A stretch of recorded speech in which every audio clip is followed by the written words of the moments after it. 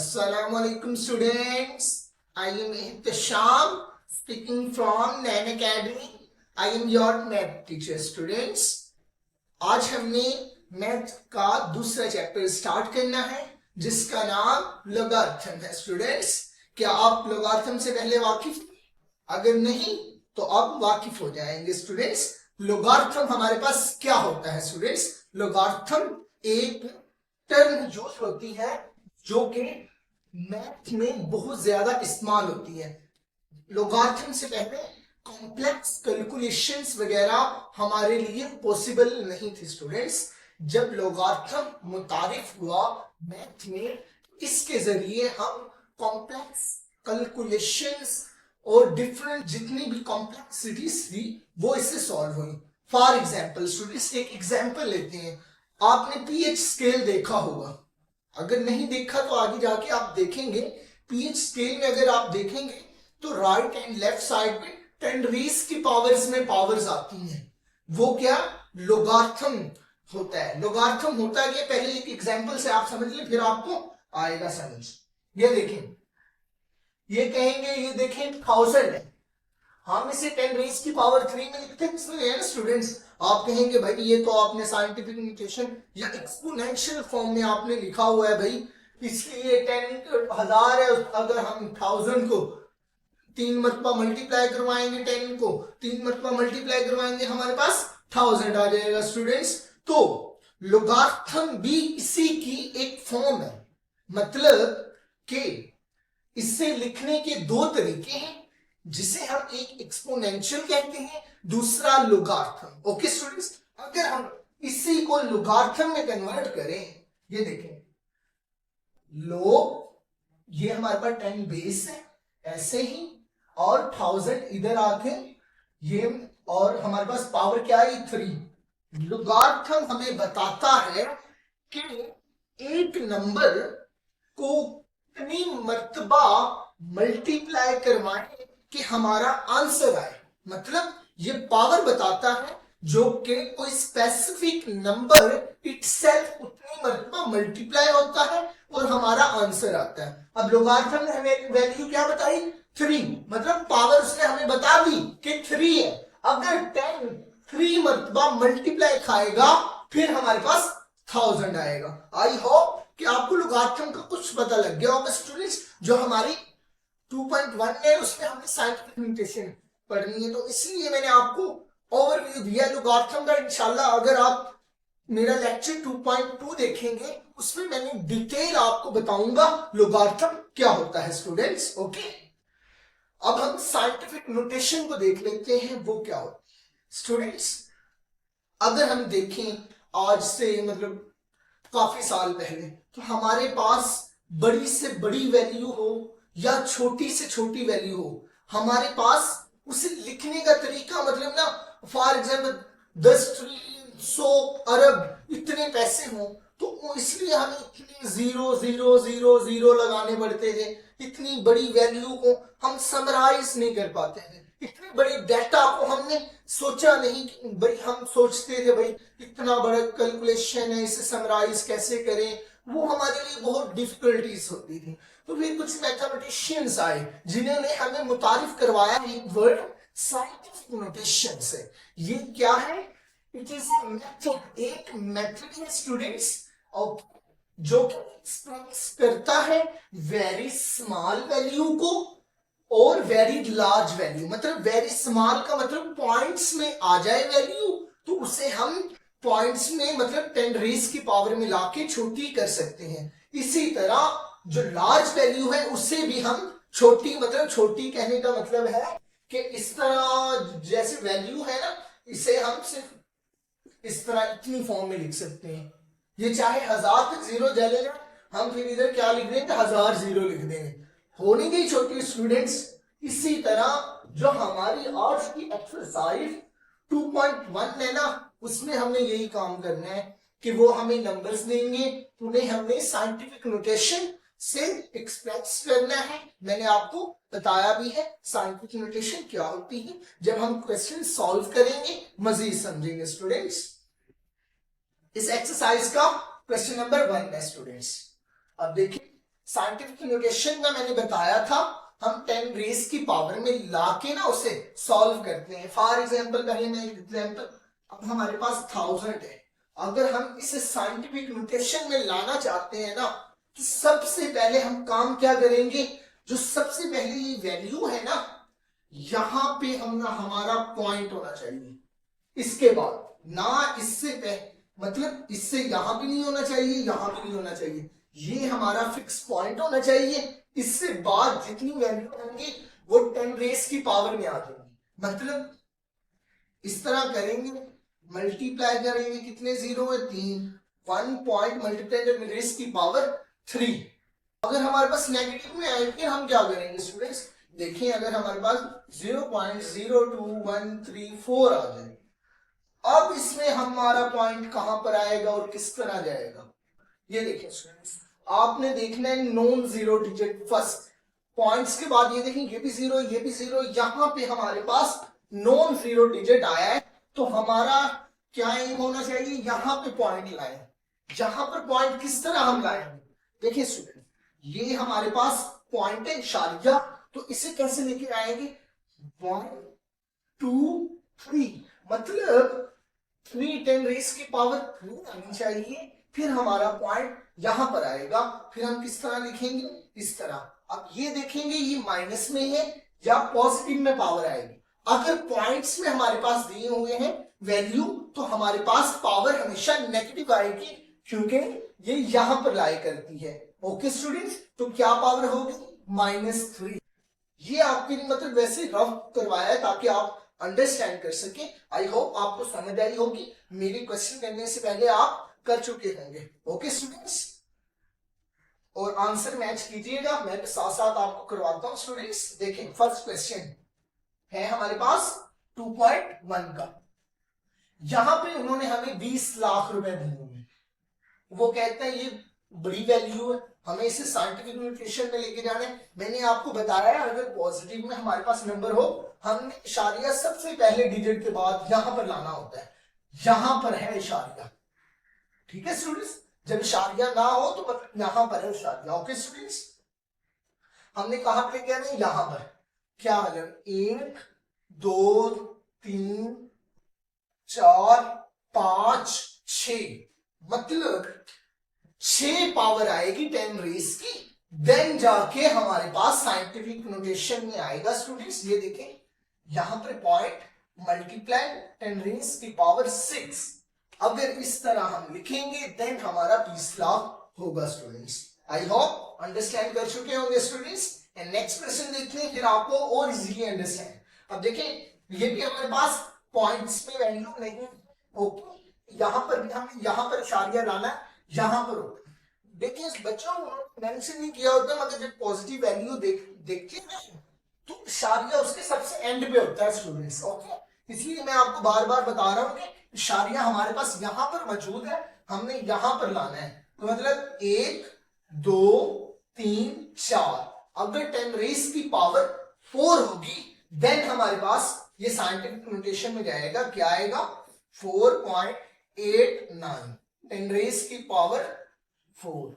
Okay students, देखिए अगर 8 और 9 की जगह 0 होता तो हमें फिर लिखने की जरूरत नहीं थी, मगर यहां पर 0 की जगह 8 और 9 है, तो इसे हम लास्ट में पॉइंट के बाद मेंशन करना है, क्योंकि जब हम दोबारा इससे स्टैंडर्ड फॉर्म में लिखेंगे तो हमें पता होना चाहिए इसके बाद 9 8 था, इसलिए स्टूडेंट्स। ओके, नेक्स्ट क्वेश्चन देखते हैं। अब ये हमारे पास पॉइंट में है स्टूडेंट्स, तो पॉइंट का भी हमें आता है किस तरह, मतलब 0, मतलब पॉइंट्स के बाद हमें वैल्यू देखनी है, जहां पर नॉन जीरो वैल्यू होगी ना उसके बाद हमें पॉइंट लाना है। तो अब देखें ये भी 0 है, ये भी 0, ये है नॉन जीरो, तो मतलब यहां पर हमने पॉइंट लेकर आना है स्टूडेंट्स। तो किस तरह लाएंगे 1 2 3, मतलब 3 होनी चाहिए रेस की 10 रेस की पावर, 2.4 लिखेंगे मल्टीप्लाई 10 रेस की पावर 3।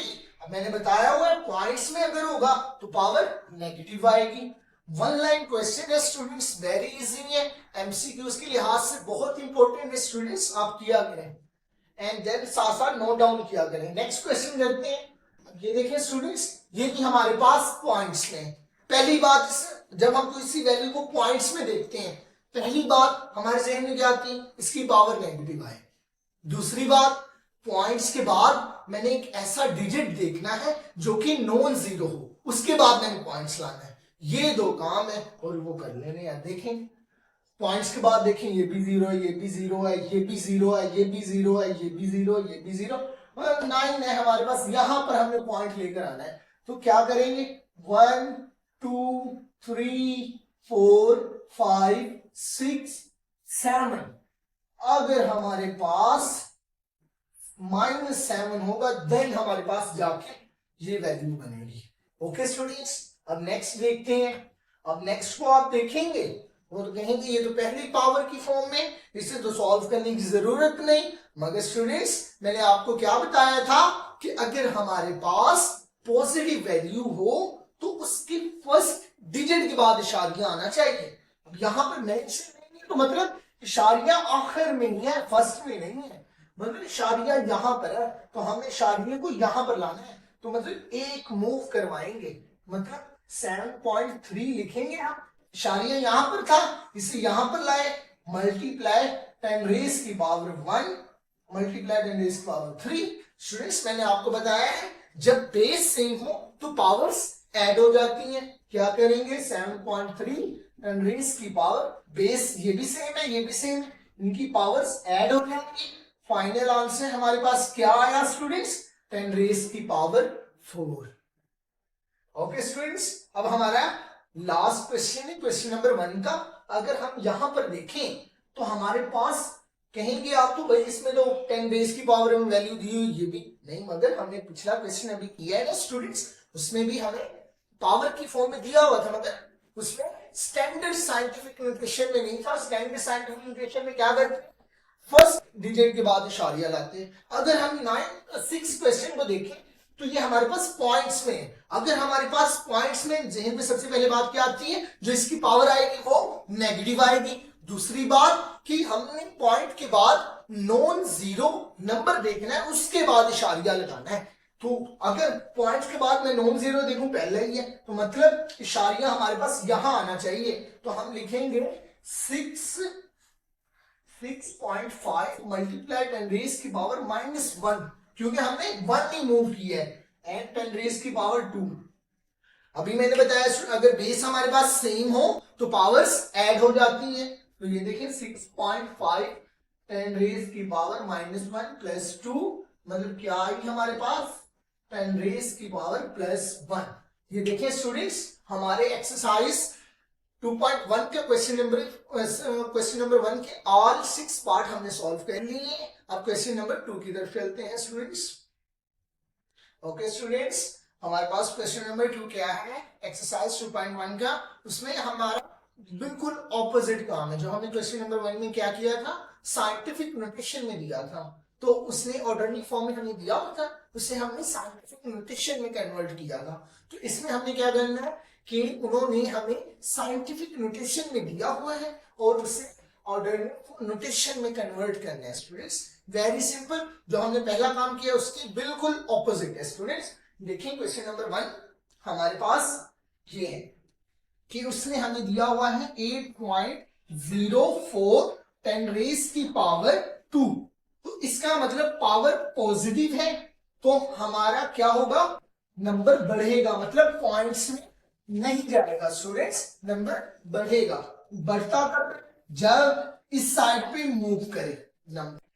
अब 10 रेज की पावर 2 है, तो मतलब पॉइंट्स हमने 2 टाइम मूव करवाना है स्टूडेंट्स। हम पिछले क्वेश्चन में भी पॉइंट्स को ही मूव करवाते थे, इस क्वेश्चन में भी हमने पॉइंट्स को ही मूव करवाना है। 10 रेज की पावर 2 है, तो इसका मतलब हमने इस साइड पर अब पॉइंट्स को 2 टाइम मूव करवाएंगे। अगर हम मूव करवाएंगे यहां से यहां तक, तो हमारे पास क्या आंसर आएगा, ये हमारा आंसर होगा स्टूडेंट्स।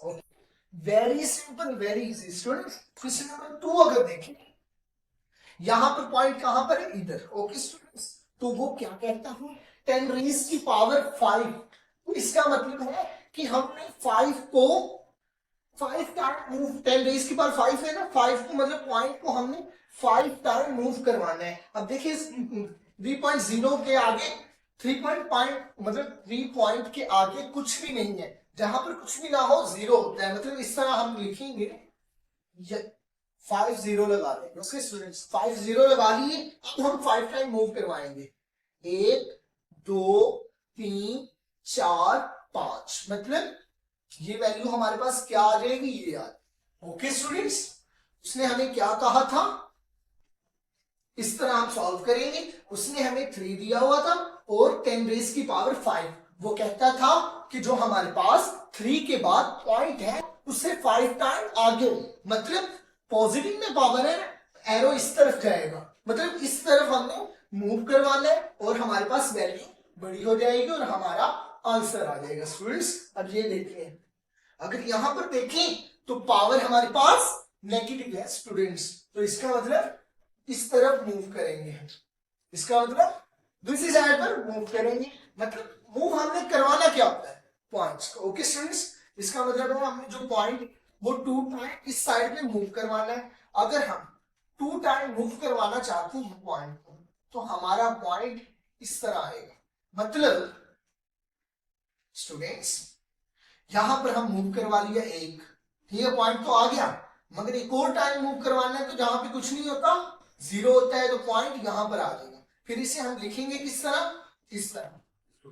ये हमारे पास आंसर, मतलब पॉइंट को, पॉइंट पहले कहां पर था, यहां पर था, तो हमने उसे 2 टाइम मूव करवाया, 1 2, तो हमारे पास हमारा आंसर, क्योंकि पावर में उसने -2 दिया हुआ था स्टूडेंट्स। ओके, 3 को देखते हैं, पावर पॉजिटिव है। अगर पहला काम देखते हैं पावर पॉजिटिव है या नेगेटिव, अगर पॉजिटिव है मतलब इस तरफ हम मूव करेंगे, कितना टाइम मूव करते हैं इशारे को, 7 टाइम, मतलब पहले इस तरह हम लिख लेंगे, 5 0 लगा लेंगे, और ये मतलब जहां पर कुछ नहीं होता जीरो होता है स्टूडेंट्स। अब इसे हमने 7 टाइम मूव करवाना है, 1 2 3 4 5 6 7, मतलब हमारे पास वैल्यू क्या है, इशारिया कहां पर चला जाएगा हमारा, यहां पर स्टूडेंट्स, यहां पर आ गया, ये इसकी वैल्यू है students. Very simple, very easy, अगर आप साथ साथ नोट डाउन कर रहे हैं स्टूडेंट्स कोई मुश्किल नहीं है।